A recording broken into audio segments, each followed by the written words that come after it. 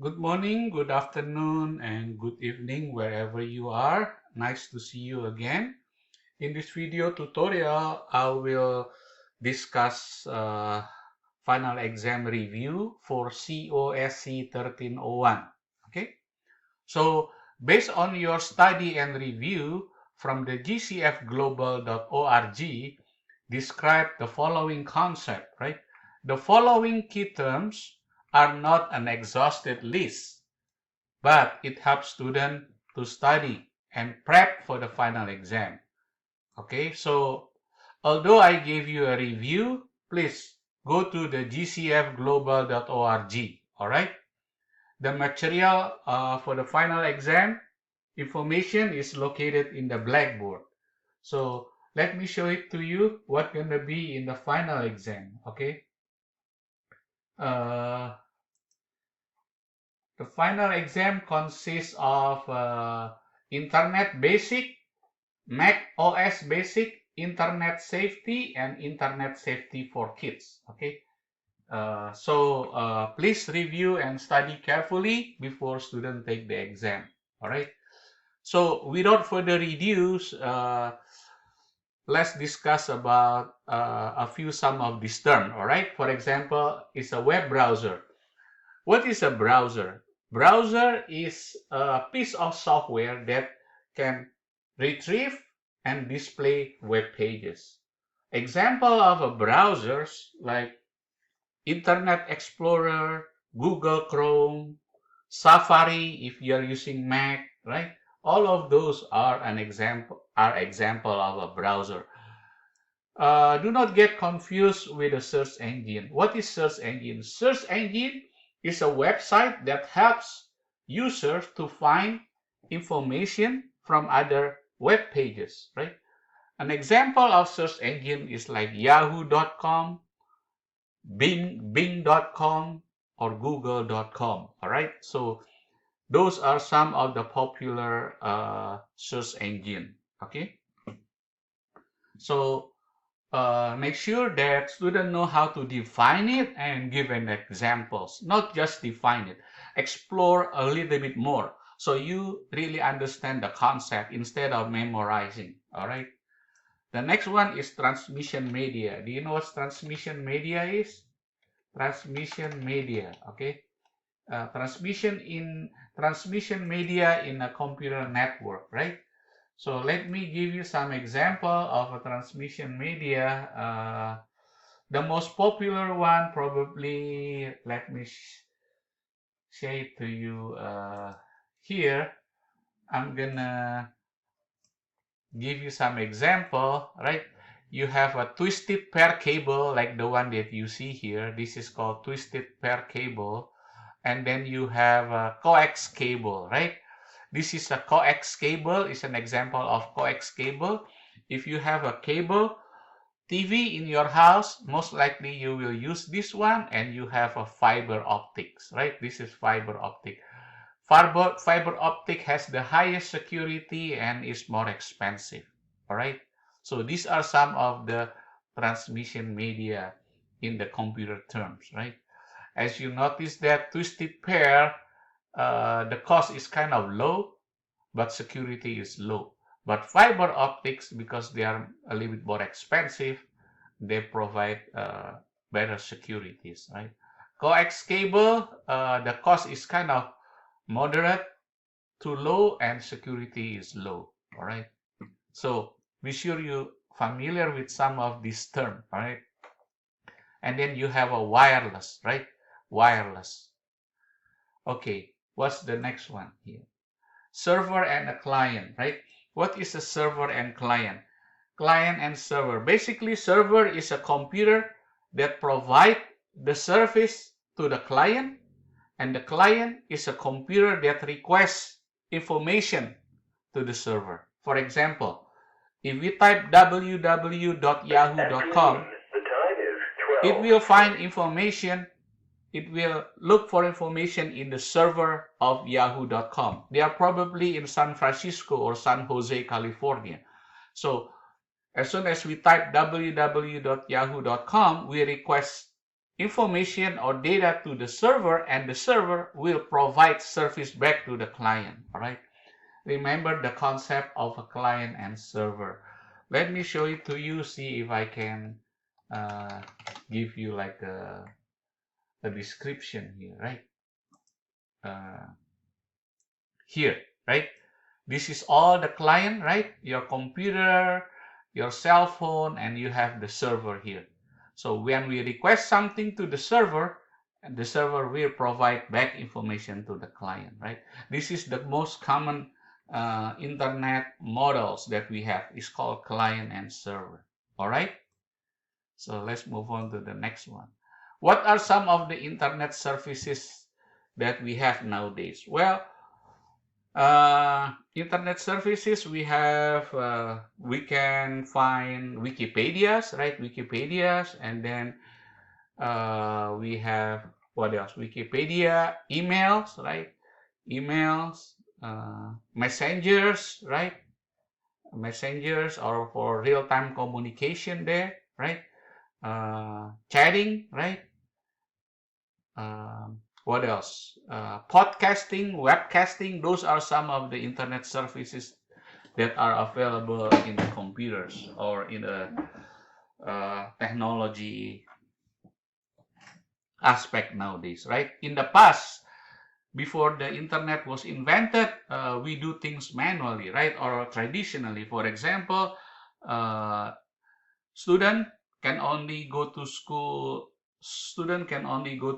face to face instead of online. Nowadays, because of the internet, we can have like an online education. So if you don't want to go to class, for example, student can just take an online course. Okay.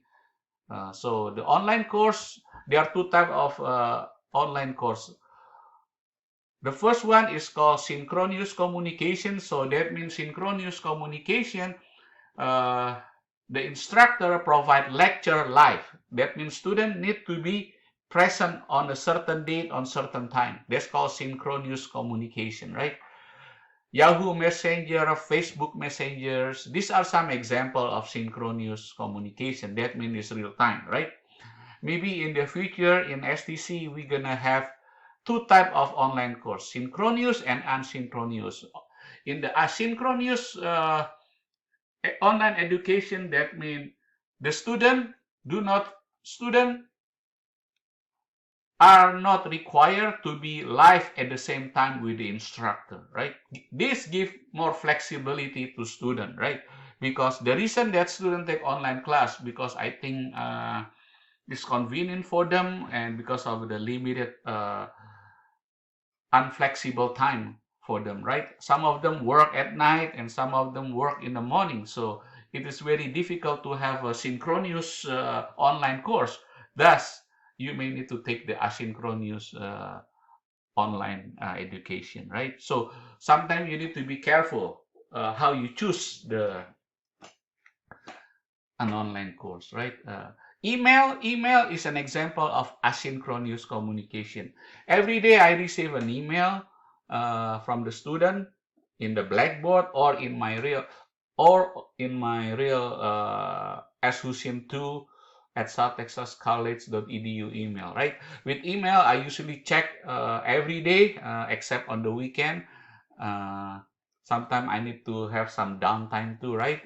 To do some exercise or jogging, So email is an example of asynchronous communication. Another example of synchronous communication is Yahoo Messenger or FaceTime, right? FaceTime, if you are using FaceTime for Mac user or Apple user, so that is an example of synchronous communication.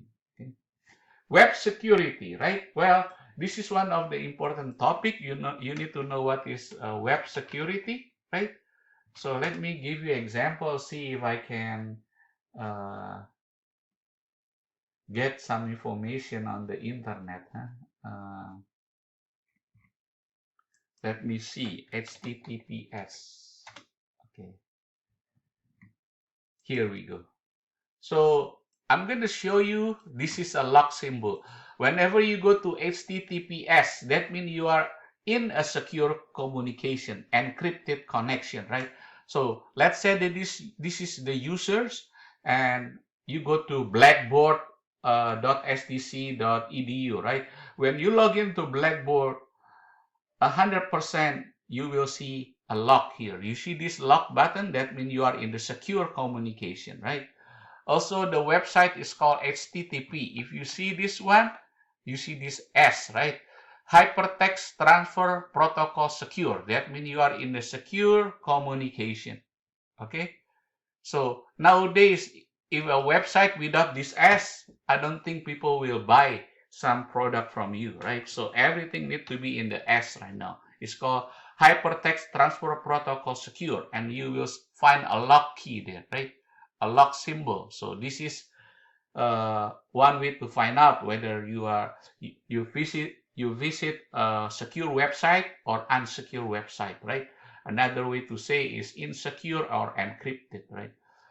If student visit unencrypted website, we can use a program or tools called Kali Linux. You can study this program. It's very easy to penetrate or to hack somebody else's password or username, or to find out what's going on, right? So this Kali program, Kali Linux, is one of the most popular tools that a lot of hackers or professional, is called ethical hacking, that they do penetration testing to defense company network, not to penetrate or do some illegal activities, right? So I just show it to you. That way, if you want to learn, right, you can learn it. It may take some time. This is not like a COSC 1301, so you need to have a little bit of technical backgrounds, right? So the Kali Linux penetration testing platform contains a vast array of tools and utilities, from information gathering to final reporting. It enables security and IT professionals to assess the security of their system.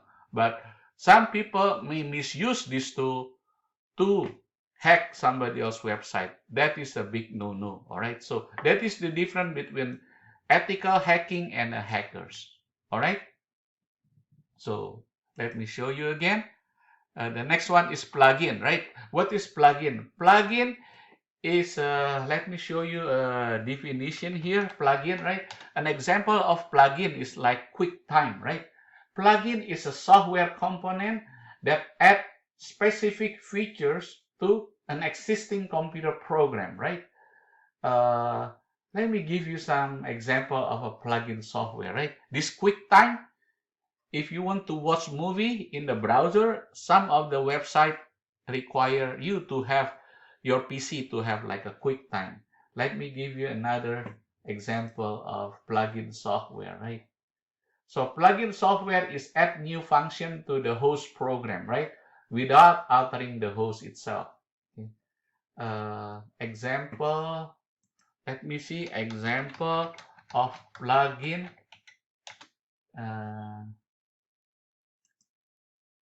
Example of plugin software, right? Let me see. The most popular that I remember at this moment is what you call that? What you call that? QuickTime, right? Notice that if you are using WordPress, there are some additional plugin, right? So too many plugin may be bad for your website, right? Basically, this plugin enhance the functionality of a website. Okay, if you notice, if you are using WordPress, this is a web designer's program, right? You can use Yoast SEO. You can use contact form. That means it allows you to create a form or submit a form in the website, right? We can also use Woo e-commerce, right? This allow you to have a buy and sell online. Okay, so that is a plugin. Plugin QuickTime, right? QuickTime. Here, let me show it to you. Apple QuickTime. Here we go. This is the symbols, right? QuickTimes. Okay. So cyberbully, I think many of you know what is cyberbully, right? So study this cyberbully when people harass using computers, right? Cyberbully is kind of illegal, right? However, sometimes we see them in school or in general Facebook or Instagram, right? Cyberbully is a form of cyber harassment, is a form of bully and harassment using electronic means, right? It's also online bullying, right? So this increasingly common, especially among teenagers, as the digital, since we live in the digital era right now and the technology, right? A lot of people nowadays using technology, so they use this computer and technology as a means to bully somebody else. Okay. Malware. What is malware? Malware is malicious software, right? Malicious software. It can be viruses, worm, right? Viruses, worm, Trojan horse, phishing. You know what phishing attack? Phishing attack is illegitimate obtaining somebody else's information like username and password by pretending from the legitimate users, right? Legitimate company. So let me give you an example of a phishing, right? Phishing attack emails, right? So let's say that you receive an email, right? They say they are from, let me see if I can find out here, right? Phishing attack email example, right? So I'm looking at this, for example, like this one, okay? Look, right? A lot of bad guys nowadays, they pretend they are from office, right? Uh, if you receive this email, you think that this logo is from Microsoft, right? But if you look at the headers there, right? This is not Microsoft. Look at the domain. It's email-record.com. This is already a red flag. So a lot of elderly people or senior citizen, they become victim from the phishing attack, because if we do not look at carefully or analyze carefully, you will notice that, oh, this is from Microsoft, so let's enter the username and password, because they may say that, oh, we just updated, right? We just updated the system, so we need you to verify your username and password. That one is actually a phishing attack. That's called hackers. This is another example, right, from AT&T. If you notice that this is, oh, you think that since I'm a subscriber of AT&T, they want to access your personal information. But if you look at the top here, look at this email address, right? This is a red flag already. So if you see a lot of typo, misspell, and check the headers, you can find out that this is not the real one, right? So be careful with that. All right. So now you know what's malware. Malware is a malicious program, right? Make sure you learn about viruses, worm, Trojan horse, right? Phishing attack. All of those are very important for you to know and to study. By the way, if you want to remove that sometime for virus, I will show you a website. It's called filehippo.com, right? Here you can find a free program. It's called shareware or a freeware, right? I have a few computers at home and I'm using this Avast antivirus, right? It's the free and registry cleaner. This is a good one. If you want to use a secure browser, you can use Avast browser too, right? So this is a good one. All right. The name is filehippo.com. Otherwise, you need to buy from McAfee or Norton. That one maybe costs money. I usually try to find out the free one first. If I couldn't find it, then I will purchase it. Let me see how much time we have here, right? I'm gonna stop right here first, right? So I usually limit for less than 20 minutes. Thank you, and hopefully that this video is informative to you. Be sure to study some of the remaining of this handout, right? I post this in the Blackboard. Thank you.